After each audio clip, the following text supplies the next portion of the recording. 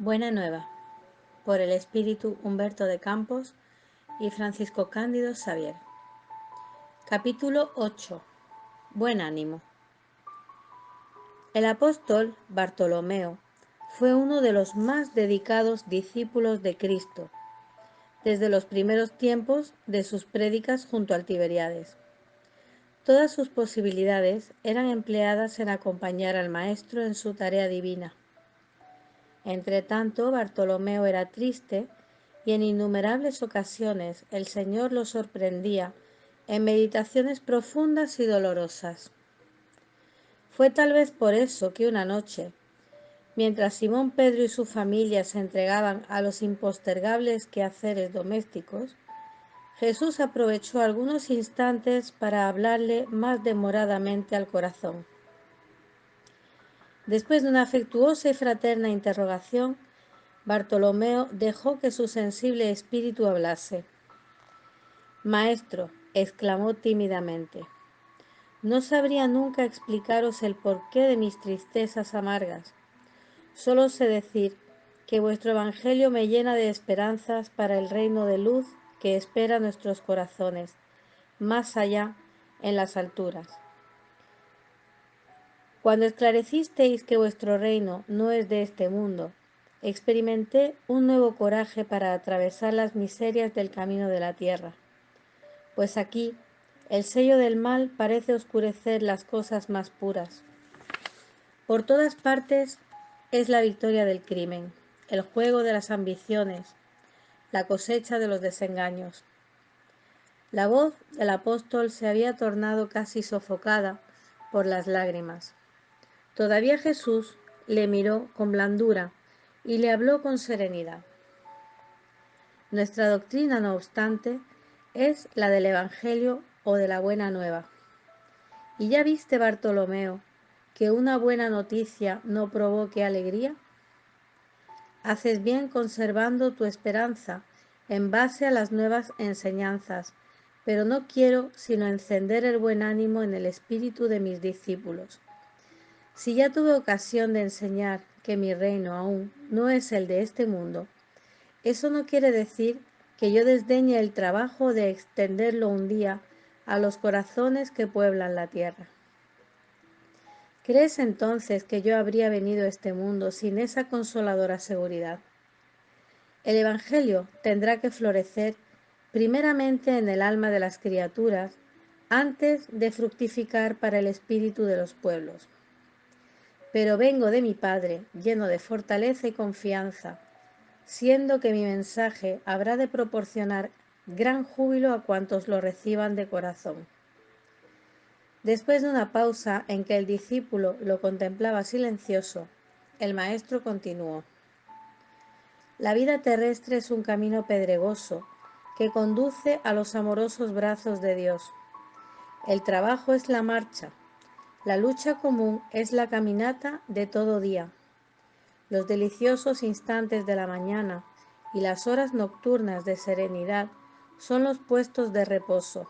Pero escúchame bien, en la actividad o en el descanso físico, la oportunidad de una hora, de una leve acción, de una palabra humilde, es la invitación de nuestro Padre para que sembremos sus sacrosantas bendiciones.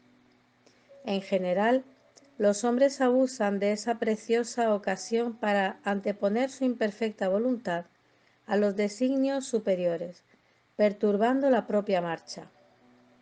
De allí resultan las más ásperas jornadas obligatorias para la rectificación de las faltas cometidas y muchas veces infructíferas labores.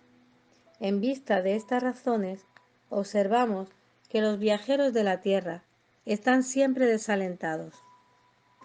En la obcecación de la propia voluntad, hieren su frente con las piedras del camino, cierran los oídos a la realidad espiritual, vendan los ojos con la sombra de la rebeldía y pasan en lágrimas, en imprecaciones desesperadas y gemidos amargos, sin observar la fuente cristalina, la cariñosa estrella del cielo, el perfume de la flor, la palabra de un amigo, la claridad de las experiencias que Dios extendió para su jornada en todos los aspectos del camino.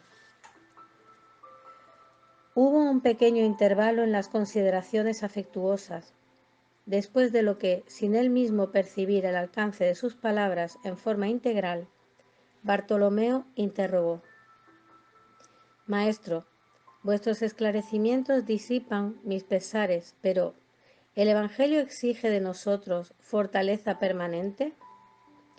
La verdad no exige, transforma. El Evangelio no podría reclamar estados especiales de sus discípulos, pero es necesario considerar que la alegría, el coraje y la esperanza deben ser trazos constantes de sus actividades en cada día. ¿Por qué quedarnos en la pesadilla de una hora si conocemos la gloriosa realidad de la eternidad con nuestro Padre? ¿Y cuando los negocios del mundo nos son adversos? ¿Y cuando todo parece en lucha contra nosotros?, preguntó el pescador con mirada inquieta. Jesús, sin embargo, como si notase enteramente la finalidad de sus preguntas, esclareció con bondad: ¿Cuál es el mejor negocio del mundo, Bartolomeo? ¿Será la aventura que se efectúa a peso de oro, muchas veces amordazándose el corazón y la conciencia para aumentar las preocupaciones de la vida material, o la definitiva iluminación del alma para Dios, que solamente se realiza por la buena voluntad del hombre que desee marchar para su amor por entre las espinas del camino? ¿No será la adversidad en los negocios del mundo una invitación amiga para que la criatura siempre con más amor, un llamado indirecto que le arranque a las ilusiones de la tierra para las verdades del reino de Dios? Bartolomeo guardó aquella respuesta en el corazón, no todavía sin experimentar cierta extrañeza, y luego, recordándose de que su progenitora había partido hacía poco tiempo para la sombra de la tumba, interpeló aún ansioso: Maestro, ¿no será justificable la tristeza cuando perdemos a un ser querido? Pero, ¿quién estará perdido si Dios es el Padre de todos nosotros? Si los que están sepultados en el lodo de los crímenes han de vislumbrar un día la alborada de la redención, ¿por qué lamentarnos en desesperación del amigo que partió al llamado del Todopoderoso? La muerte del cuerpo abre las puertas de un mundo nuevo para el alma. Nadie queda verdaderamente huérfano sobre la tierra, como ningún ser vivo abandonado, porque todo es de Dios y todos somos sus hijos. Por esto es que todo discípulo del Evangelio tiene que ser un sembrador de paz y de alegría. Jesús entró en silencio, como si hubiera terminado su exposición serena y juiciosa. Y como la hora ya iba adelantada, Bartolomeo se despidió. La mirada del Maestro le ofrecía a la suya, en aquella noche, una luz más dulce y más brillante. Sus manos tocaron levemente sus hombros, dejándole una sensación saludable y desconocida. Aunque nacido en Caná de Galilea, Bartolomeo residía entonces en Dalmanuta, para donde se dirigió meditando gravemente en las lecciones recibidas. La noche le pareció más hermosa que nunca. En lo alto, las estrellas se le figuraban como las luces gloriosas del palacio de Dios, a la espera de sus criaturas con himnos de alegría. Las aguas del Genesaret, a sus ojos, estaban más serenas y felices. Los vientos blandos le susurraban al entendimiento inspiraciones cariñosas, como un correo delicado que llegase del cielo. Bartolomeo comenzó a recordar las razones de sus tristezas intraducibles, pero con sorpresa no las encontró más en el corazón. Se recordaba de haber perdido a su afectuosa madre, pero reflexionó con más amplitud al respecto de los designios de la divina providencia. ¿Dios no era padre y madre en los cielos? Recordó los contratiempos de la vida y ponderó que sus hermanos por la sangre lo aborrecían y calumniaban. Entretanto, ¿Jesús no le era un hermano generoso y sincero? Pasó en revista los fracasos materiales. Con todo, ¿Qué eran sus pescas o la avaricia de los negociantes en Bethsaida y de Cafarnaúm, comparadas a la luz del reino de Dios que él trabajaba por edificar en el corazón? Llegó a casa por la madrugada. A lo lejos, las primeras claridades del sol le parecían mensajeras de la comodidad celestial. El canto de las aves repercutía en su espíritu como notas armónicas de profunda alegría. El propio mugido de los bueyes presentaba nueva tonalidad a sus oídos. Su alma estaba ahora clara, el corazón aliviado y feliz. Al sonar los goznes de la puerta, sus hermanos le dirigieron insultos acusándolo de mal hijo, de vagabundo y traidor de la ley. Pero Bartolomeo recordó el Evangelio y sintió que sólo él tenía bastante alegría para dar a sus hermanos. En vez de reaccionar ásperamente como en otras veces, les sonrió con la bondad de las explicaciones amigas. Su viejo padre igualmente lo acusó expulsándolo. El apóstol, no obstante, lo encontró natural. Su padre no conocía a Jesús y él lo conocía. No consiguiendo esclarecerlos, guardó los bienes del silencio y se encontró en posesión de una nueva alegría. Después de reposar algunos momentos, tomó sus redes viejas y se fue a su barca. Tuvo para todos los compañeros de servicio una frase consoladora y amiga. El lago, como se encontraba más acogedor y más bello, sus camaradas de trabajo más delicados y accesibles. En la tarde no discutió con los comerciantes, llenándoles además el espíritu de buenas palabras y de actitudes cautivantes y educativas.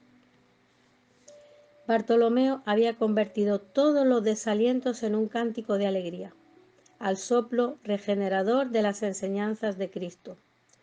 Todos lo observaron con admiración, excepto Jesús, que conocía con júbilo la nueva actitud mental de su discípulo. El sábado siguiente, el maestro demandó las orillas del lago, cercado de sus numerosos seguidores. Allí se aglomeraban hombres y mujeres del pueblo, judíos y funcionarios de Antipas, a la par de gran número de soldados romanos. Jesús comenzó a predicar la buena nueva y a cierta altura contó, conforme a la narración de Mateo, que el reino de los cielos es semejante a un tesoro que oculto en un campo fue hallado y escondido por un hombre que, movido de gozo, vendió todo lo que poseía y compró aquel campo. En ese instante la mirada del maestro se posó sobre Bartolomeo, que lo contemplaba embebecido. La luz blanda de sus ojos generosos penetró hondo en el interior del apóstol, por la ternura que evidenciaba, y el humilde pescador comprendió la delicada alusión de la enseñanza. Experimentando el alma leve y satisfecha después de haber descartado todas las vanidades de que aún no se había deshecho, para adquirir el tesoro divino en el campo infinito de la vida. Enviando a Jesús una mirada de amor y de reconocimiento, Bartolomeo limpió una lágrima. Era la primera vez que lloraba de alegría. El pescador de Dalmanuta adhirió para siempre a los júbilos eternos del Evangelio del Reino.